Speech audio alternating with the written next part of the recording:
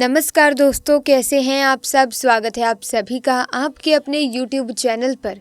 दोस्तों, सावन में अन्य देवी देवताओं के मुकाबले शिवजी की पूजा सबसे अधिक की जाती है।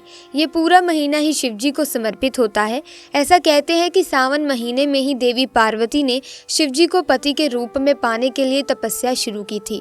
पौराणिक कथाओं में वर्णन आता है कि सावन मास में समुद्र मंथन किया गया था।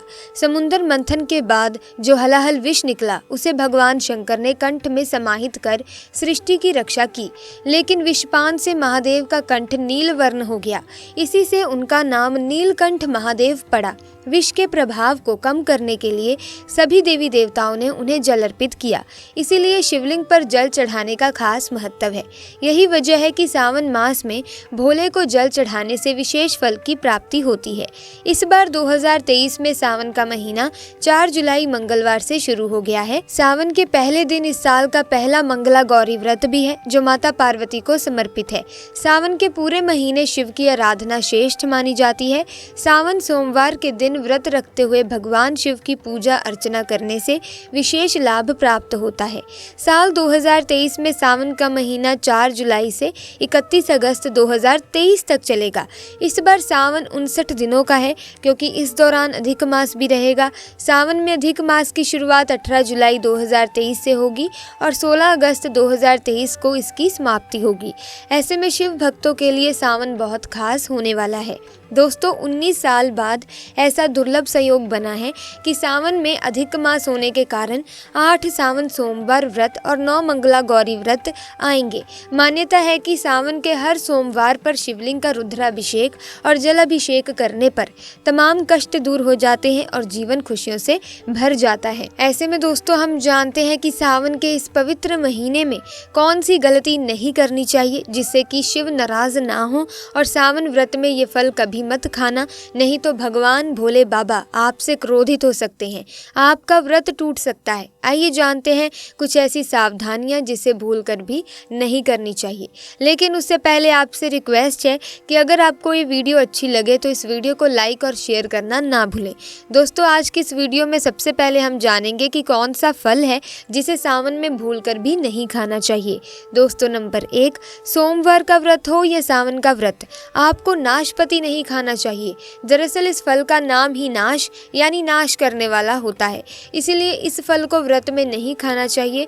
व्रत आदि को छोड़कर किसी और दिन आप कभी भी इसे खा सकते हैं, लेकिन अगर जिस दिन आपका व्रत हो उस दिन नाशपाती का सेवन नहीं करना चाहिए। भगवान को भी नाशपाती चढ़ाना नहीं चाहिए। सावन सोमवार के व्रत वाले दिन अगर कोई व्यक्ति व्रत नहीं भी रखता तो उसे भी उस दिन अपने मन में बुरे विचार नहीं लाने चाहिए।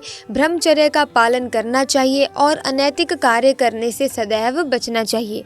इस सुबह जल्दी उठकर भगवान शिव का ध्यान करना चाहिए। सावन में भगवान शिव की पूजा में धतूरे व बेल पत्र का बड़ा ही महत्व है, इसीलिए इन दोनों को हमें अपनी पूजा में शामिल करना चाहिए।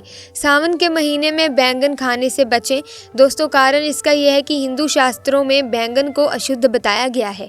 सावन में मांस मदिरा का सेवन गलती से भी नहीं करना चाहिए और इनसे दूर रहें। दोस्तों, सावन हरियाली का मौसम है और इस मौसम में पेड़ पौधों को काटने से बचाएं और खुद भी न काटें।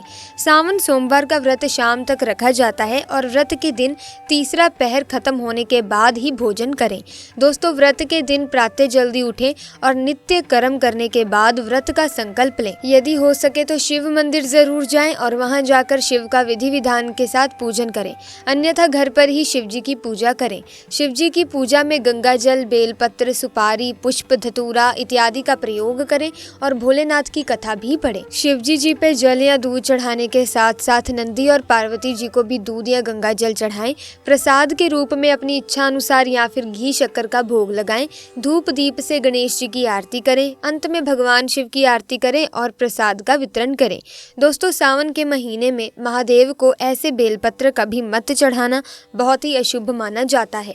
दोस्तों, पौराणिक मान्यताओं के अनुसार बेलपत्र चढ़ाने से शिवजी का मस्तक शीतल रहता है। बेलपत्र से भगवान शिव की पूजा करने से दरिद्रता दूर होती है और व्यक्ति सौभाग्यशाली बनता है। इससे हनुमान जी भी प्रसन्न होते हैं क्योंकि वे शिव के ही अवतार हैं। दोस्तों, पहले आप ये जान लें कि बेलपत्र का उपयोग और इसके लाभ कैसे मिलते हैं। दोस्तों, नंबर 1, तीनों लोकों में जितने तीर्थ स्थल प्रसिद्ध हैं वे सभी तीर्थ स्थल बेलपत्र के मूल भाग में स्थित माने जाते हैं। दोस्तों, नंबर 2, यदि बेल का वृक्ष घर के बीचों बीच या पूर्व दिशा में लगा हो तो घर में धन धान्य की कोई भी कमी नहीं रहती और परिजन खुशहाल रहते हैं। दोस्तों, नंबर 3, जो व्यक्ति बेल के वृक्ष की गंध, पुष्प आदि से पूजा अर्चना करता है उसे मृत्यु के पश्चात शिवलोक की प्राप्ति होती है। दोस्तों, अब जानते हैं कि बेलपत्र से जुड़ी कुछ खास बातें। चतुर्थी, अष्टमी, नवमी, चतुर्दशी और अमावस्या तिथियों को और सोमवार को बेलपत्र नहीं तोड़ना चाहिए। पूजा से एक दिन पूर्व ही बेलपत्र तोड़कर रख लें। आपको बता दें कि बेलपत्र कभी अशुद्ध नहीं होता। यदि आपको पूजा के लिए नया बेलपत्र नहीं मिल रहा है तो आप किसी दूसरे के चढ़ाए हुए बेलपत्र को स्वच्छ जल से धोकर भगवान शिव को अर्पित कर सकते हैं। दोस्तों, बेलपत्र में 3 पत्तियां होनी चाहिए। कटी फटी पत्तियों का बेलपत्र भगवान शिव को अर्पित गलती से भी मत करना। कटी फटी पत्तियों को अर्पित करने से शिव का अपमान माना जाता है और बेलपत्र का भी। इसीलिए बेलपत्र की पत्तियां एकदम साफ होनी चाहिए। दोस्तों, सावन के इस पवित्र महीने में अगर आपको ये 5 संकेत मिल जाएं तो इससे ये पता चलता है कि महादेव आपकी भक्ति से बहुत प्रसन्न हैं और आपको धनी होने से कोई भी नहीं रोक सकता। तो चलिए जान लेते हैं। दोस्तों, नंबर 1, सावन के पवित्र महीने में अचानक से आपके सपने में अगर शिवलिंग दिखाई दे जाए, आपको अर्थात भगवान शिव के दर्शन हो, तो इससे आपको ये समझना चाहिए कि अब आपके जीवन से परेशानियों का अंत जल्द ही हो जाएगा। भगवान शिव आपकी सच्ची आराधना भक्ति से बहुत खुश हैं और वो आपके घर में आने वाले हैं। ऐसे में याद रहे, शिव की भक्ति में कोई भी कमी आनी नहीं चाहिए। घर को गंदा मत रखना क्योंकि आपके घर में भगवान शिव आने वाले हैं। दोस्तों, नंबर 2, बैल का दरवाजे पर आना। नंदी महाराज भगवान भोलेनाथ के वाहन हैं। नंदी को भगवान शिव का द्वारपाल भी कहा गया है। नंदी महाराज को बुद्धि और ज्ञान का प्रतीक माना गया है। शिव के मंदिर के बाहर हमेशा नंदी महाराज विराजित रहते हैं। लेकिन अगर सावन के इस पवित्र महीने में अचानक से नंदी महाराज आपके दरवाजे पर आ जाएं और घर की चौखट को सींग मारने लगे, तब आपको समझ लेना चाहिए कि भगवान शिव आपके घर में आने वाले हैं, क्योंकि ये उनके आने का संकेत है। भगवान शिव आपकी भक्ति से बहुत प्रसन्न हैं और आपके घर में खुशियां आने वाली हैं। आपको धनी होने से कोई नहीं रोक सकता, लेकिन याद रहे, नंदी महाराज को तिलक लगाकर मीठा भोग जरूर खिलाएं। दोस्तों, नंबर 3, शास्त्रों के अनुसार माना गया है कि नीलकंठ भगवान शिव का प्रतीक है। अगर आपके घर में सावन के महीने में नीलकंठ छत पर आकर बैठ जाए तो उसे भूल कर भी मत भगाना, क्योंकि ये भगवान शिव का प्रतीक माना गया है। ऐसे में आपको खुश होना चाहिए क्योंकि भगवान शिव आपकी भक्ति से बहुत खुश हैं। शास्त्रों में बताया गया है कि नीलकंठ अगर मनुष्य के घर पर आकर बैठ जाए तो साक्षात घर में महाशिव के आने के संकेत माने गए हैं। अब आपके बुरे दिन जाने वाले हैं। कहते हैं श्री राम ने इस पक्षी के दर्शन करने के बाद ही रावण पर विजय प्राप्त की थी। नंबर 4, सावन के पवित्र महीने में अचानक से घर में काला सांप निकल आए तो बहुत ही शुभ माना गया है। इसे बिल्कुल भी ना मारें। यह भगवान शिव के आने का संकेत है। जिनकी भक्ति से महादेव प्रसन्न होते हैं, तब महादेव किसी खास अवसर पर ही अपने दर्शन देते हैं। सावन का महीना बहुत ही पवित्र महीना माना गया है। ये ही वो महीना है जिसमें भगवान शिव धरती पर आते हैं और उसी घर में अपना वास बना लेते हैं जो सच्चा भक्त होता है। सपनों में किसी मंदिर में नाग नागिन का जोड़ा देखना बहुत ही शुभ माना गया है। ये घर में शिव के आने के संकेत हैं। अब आपको खुश होने की जरूरत है।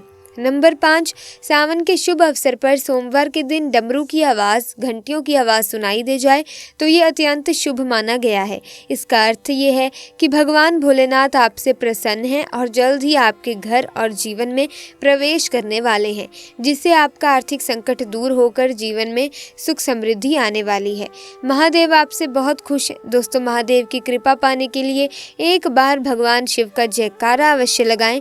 हर हर महादेव, ओम नमः शिवाय।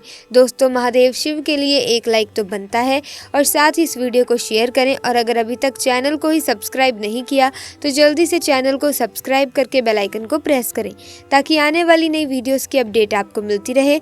आपका बहुत बहुत धन्यवाद।